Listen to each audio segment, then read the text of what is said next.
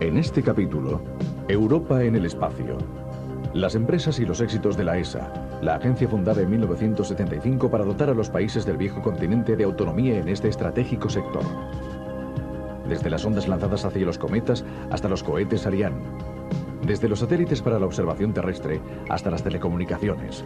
Un encuentro con la agencia que representa a Europa en el cosmos.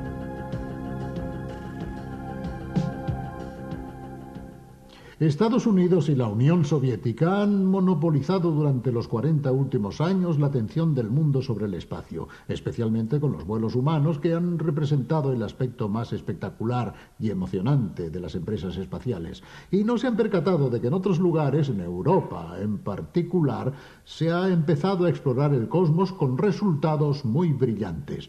Las empresas de la Agencia Espacial Europea, la ESA, resultan un poco grises, casi nunca son noticia. Los titulares de los periódicos no están dedicados a sus actividades porque los cohetes y las sondas que lanzan no llevan a cabo misiones espectaculares con astronautas a bordo. Casi siempre se trata de sondas automáticas y satélites que llevan a bordo instrumentos científicos muy sofisticados. Los programas espaciales europeos no son muy conocidos, pero han realizado misiones muy originales y de gran interés científico. Hoy hablaremos de lo que ha hecho y está haciendo Europa en el espacio, empezando por este reportaje.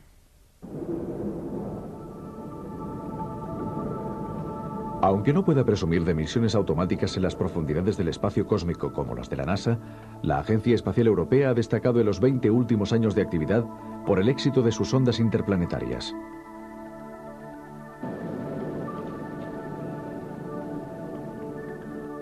Una de las misiones con más éxito ha sido la Giotto, una sonda lanzada para llevar a cabo un encuentro extraordinario y muy raro con el cometa Halley en marzo de 1986.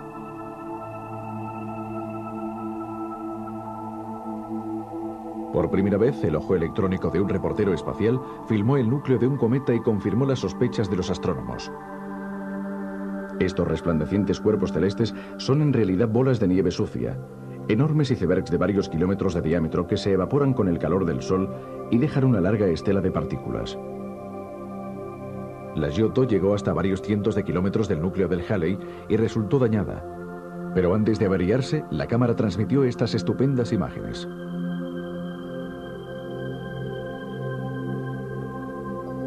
Pese a los daños sufridos, en 1992 la Giotto encontró un segundo cometa, el Greek Skylab, con lo que se convirtió en la primera sonda espacial que ha localizado dos cometas.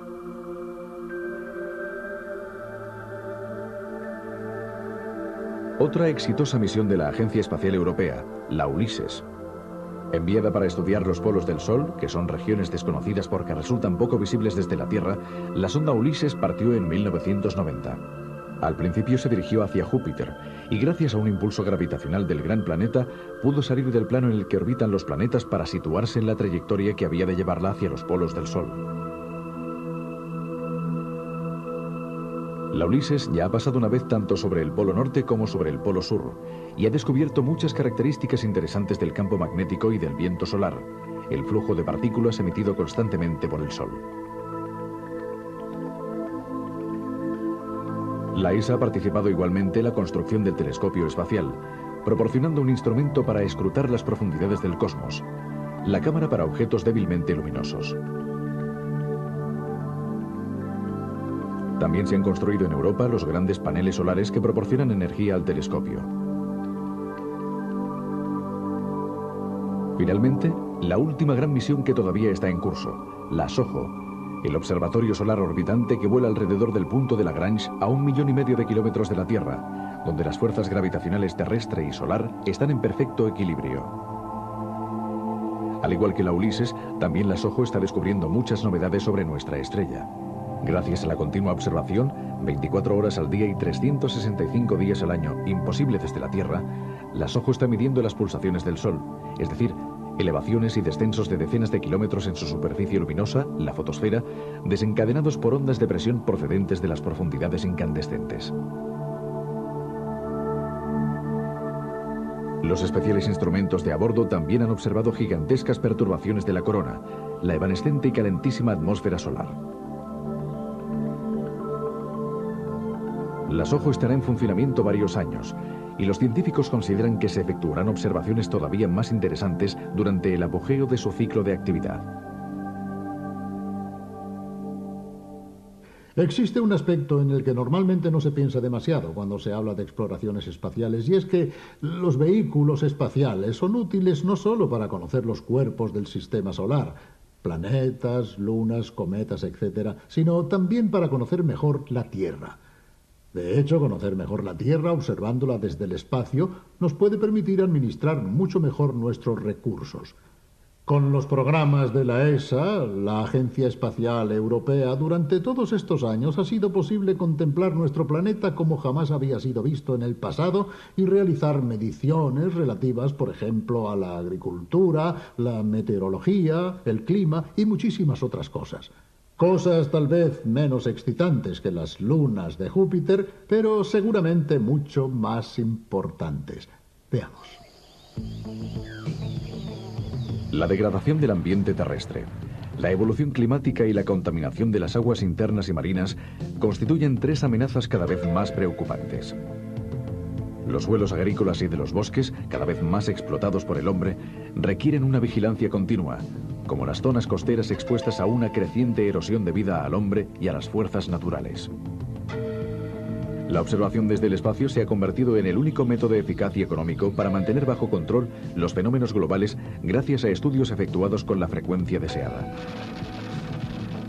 La Agencia Espacial Europea contribuye a este esfuerzo internacional con dos tipos de satélites, los Meteosat y los ERS. Los satélites Meteosat fueron los primeros satélites europeos para las previsiones meteorológicas, las que vemos todas las noches en los telediarios. Situados en órbita geoestacionaria a 36.000 kilómetros del suelo, estos satélites toman una foto cada 30 minutos. El primero fue lanzado en 1977 y el séptimo 20 años después, en 1997. Los satélites para la observación terrestre, ERS 1 y 2, partieron en 1991 y en 1995. Desde entonces escrutan día y noche, incluso a través de las nubes más densas, la superficie de nuestro planeta. Las imágenes de sus especiales radares revelan los detalles más pequeños y permiten seguir el desarrollo de los fenómenos más diversos. Gracias a los satélites ERS, se pueden observar los cambios de las costas, las corrientes oceánicas y la superficie del mar, la cubierta vegetal y el crecimiento de las cosechas plantadas por el hombre, la deriva de los hielos polares, su extensión e incluso la contaminación creada por los petroleros. Pero eso no es todo. Los satélites ERS vigilan también el agujero de la capa de ozono sobre el continente antártico. Muchos de los fenómenos globales como el agujero de la capa de ozono, el calentamiento climático debido al efecto invernadero y las devastaciones causadas por las lluvias ácidas solo pueden controlarse desde una órbita terrestre. Desde aquí se puede tener un horizonte lo bastante amplio para llevar a cabo observaciones frecuentes que permitan controlar el desarrollo de fenómenos que a veces, desde el suelo, no son tan evidentes ni medibles.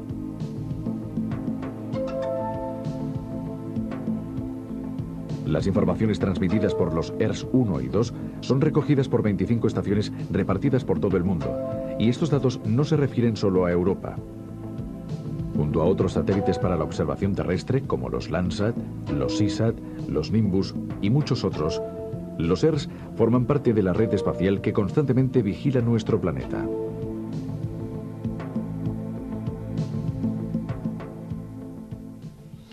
Pero los satélites han tenido y siguen teniendo un papel importantísimo también en otro sector que actualmente ha llegado a ser estratégico, el de las telecomunicaciones. Pasando a través de los satélites, las telecomunicaciones telefónicas y sobre todo las televisivas permiten hoy cubrir el planeta con una sutilísima red de hilos invisibles, una red nerviosa, por así decirlo, por la que corren informaciones, datos, imágenes, noticias y espectáculos. Son auténticos instrumentos para crear la aldea global de la comunicación, por otra parte, con costes cada vez más bajos, que anulará las distancias entre operadores financieros, entre investigadores, entre técnicos, pero también entre ciudadanos corrientes con un acceso planetario a las fuentes de información. Veamos cómo nació y cómo se desarrolló esta tela de araña del saber y del ver. En 1945, cuando todavía faltaba mucho para que llegara la era de los cohetes y de los satélites, el escritor de ciencia ficción Arthur Clarke, autor de la famosa novela 2001, Una odisea en el espacio, aconsejó que se utilizara la órbita geoestacionaria a 36.000 kilómetros de altura para los satélites de telecomunicaciones. Un satélite que orbite a esa altura sobre el ecuador realiza un giro alrededor de la Tierra exactamente en 24 horas, el mismo tiempo que emplea la Tierra en efectuar una rotación sobre sí misma. Esta es la razón por la cual el satélite, visto desde la Tierra, parece ocupar siempre la misma posición en el cielo, es decir, es estacionario respecto a la Tierra. En una palabra, geoestacionario. Así, estos satélites pueden funcionar también como antenas situadas a mucha altura sobre nuestras cabezas, capaces de recibir una señal y volver a enviarla a una zona muy extensa, toda Europa, por ejemplo. Casi el 90% de los satélites enviados hasta hoy pertenecen a la gran familia de los geoestacionarios para telecomunicaciones. Arthur Clarke acertó verdaderamente en su previsión. También Europa, a través de su agencia espacial, ha formado una red de satélites geoestacionarios capaces de asegurar la independencia y autonomía en este campo. En 1978 se lanzaron los primeros satélites de este tipo. Le siguieron otras series, como el OTS, el MAREX y el EX. Los 4 satélites europeos de telecomunicaciones EX, bautizados como Eutelsat, poseen 10 repetidores, es decir, sistemas transmisores. Cada uno de ellos es capaz de administrar 12.000 líneas telefónicas o 10 canales de televisión.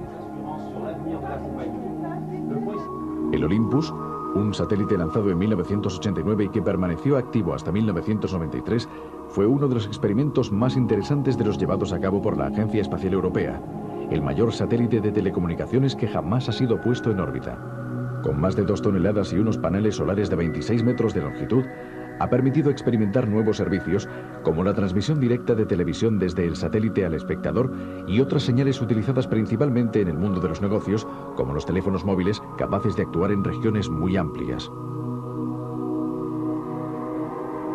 Otro programa de investigación sobre las telecomunicaciones del mañana se está desarrollando gracias al satélite Artemis. La telefonía móvil por satélite desde trenes, coches y camiones está siendo estudiada por el Artemis. Este satélite también se está empleando para otra experiencia: la comunicación entre satélites, es decir, como estación de repetición de señales de los ERS o del Spot 4.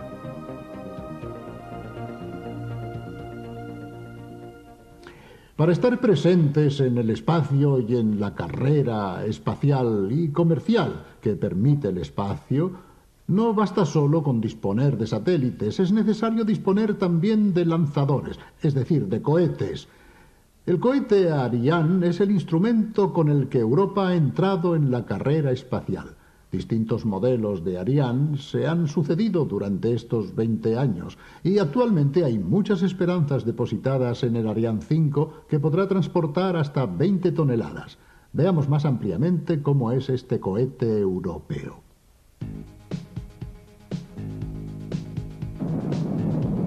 El Ariane, el cohete europeo, nació fruto de una decisión tomada en 1973. En esa época, en plena carrera espacial entre Estados Unidos y la Unión Soviética y apenas a un año de la finalización del programa Apolo, Europa decidió construir de manera independiente un cohete que le abriera las puertas de la órbita terrestre sin tener que contar con los estadounidenses ni con los soviéticos. Habían nacido los cohetes Ariane. El primer vuelo de estos cohetes tuvo lugar el 24 de diciembre de 1979. Menos de 20 años después, habían partido unos 100 cohetes que pusieron en órbita más de 165 satélites. El cohete Ariane, de la primera a la cuarta serie, posee 3 fases.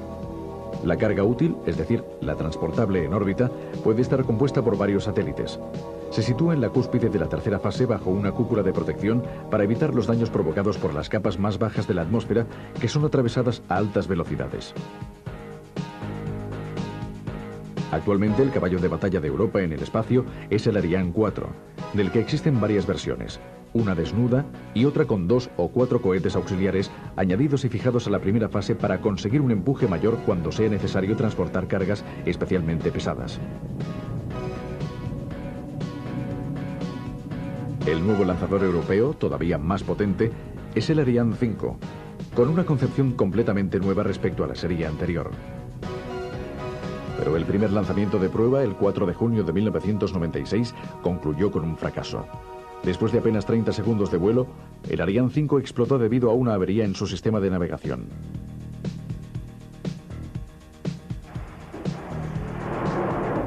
Su única fase funciona quemando 155 toneladas de oxígeno e hidrógeno líquidos y el motor produce un empuje de 100 toneladas.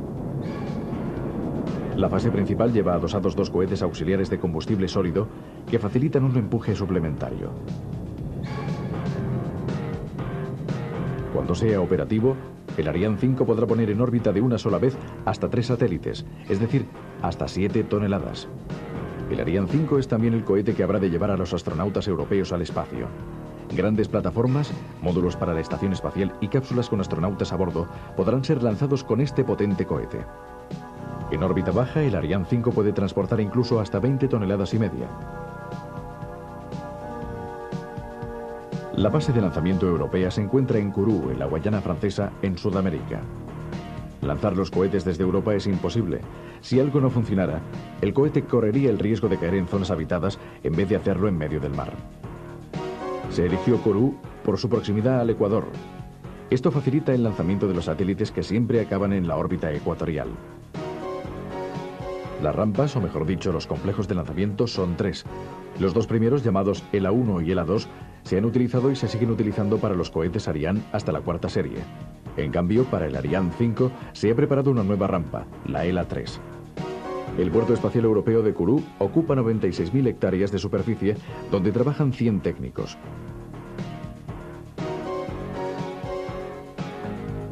Los europeos también están estudiando la posibilidad de construir un lanzador reutilizable como el Space Shuttle. Los estudios están en los inicios, pero dentro de unos años se construirá un prototipo experimental que valorará las distintas soluciones posibles para conseguir un lanzador más reutilizable.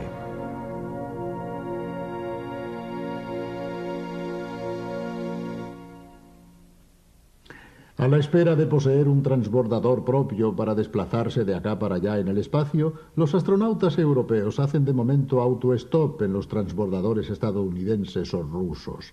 Naturalmente no vuelan gratis. Las plazas se consiguen mediante colaboraciones con los distintos organismos espaciales. Pero es una forma útil de desarrollar experiencias y de preparar técnicos y pilotos para el día de la independencia completa. Entretanto, estos vuelos internacionales han permitido a los científicos europeos realizar muchos experimentos interesantes a bordo de las estaciones estadounidenses o rusas. Veamos lo que se ha hecho al respecto. Los europeos, al contrario que los rusos o los estadounidenses, no poseen, al menos hasta hoy, cohetes o transbordadores capaces de llevar al hombre al espacio. No por ello, la Agencia Espacial Europea ha dejado de lado los programas de vuelos humanos.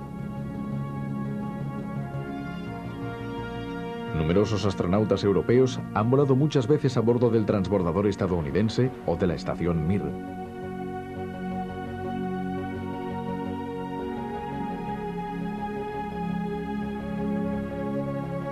En el transbordador espacial estadounidense, el principal programa europeo ha sido el Space Lab. Un cilindro de 4 metros de diámetro y de 7 de longitud, presurizado y cargado en la bodega del transbordador, desde el cual es posible acceder a través de un conducto especial.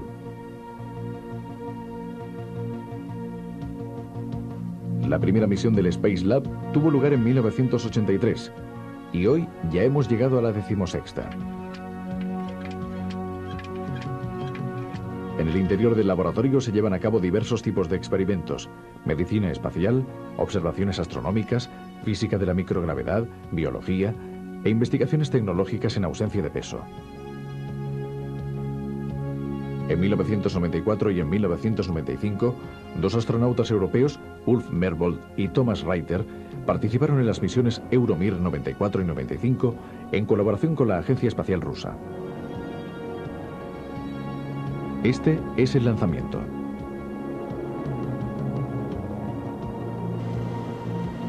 Aquí vemos al astronauta europeo Ulf Merbold mientras se somete a varios test de orientación espacial a gravedad cero en la gran estación rusa.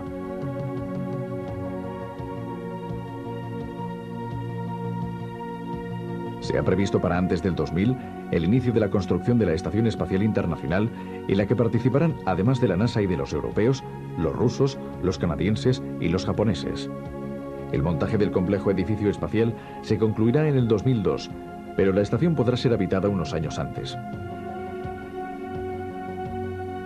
Será una estructura imponente. 74 metros de longitud, 108 de altura y un peso de 408 toneladas. Girará alrededor de la Tierra en 90 minutos, viajando a una velocidad de 29.000 kilómetros por hora.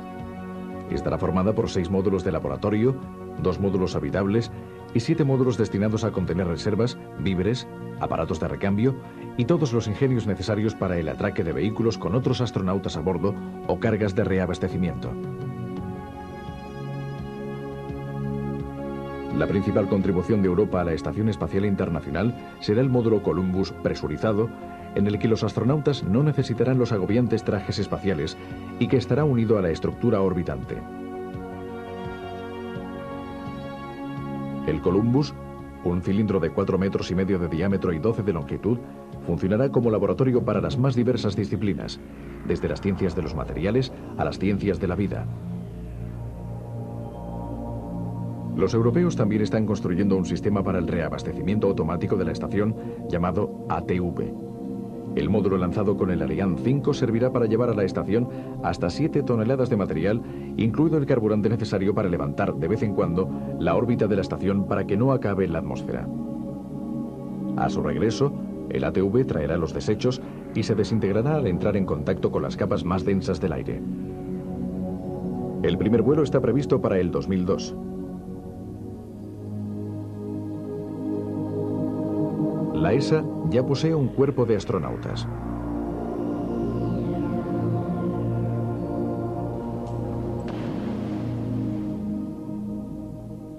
Veremos cómo se desarrollan las cosas en el futuro. Lo importante es formar parte de esta línea de desarrollo. Nadie piensa en poder competir con los estadounidenses, pero simplemente es necesario estar presentes en estas nuevas tecnologías y, si es posible, de forma original. De hecho, el mundo siempre pertenecerá a los que sepan utilizar e inventar nuevas tecnologías en los campos avanzados, como la microelectrónica, las biotecnologías, la informática y el espacio. Quedarse fuera actualmente significa estar fuera de la realidad. Hasta la vista.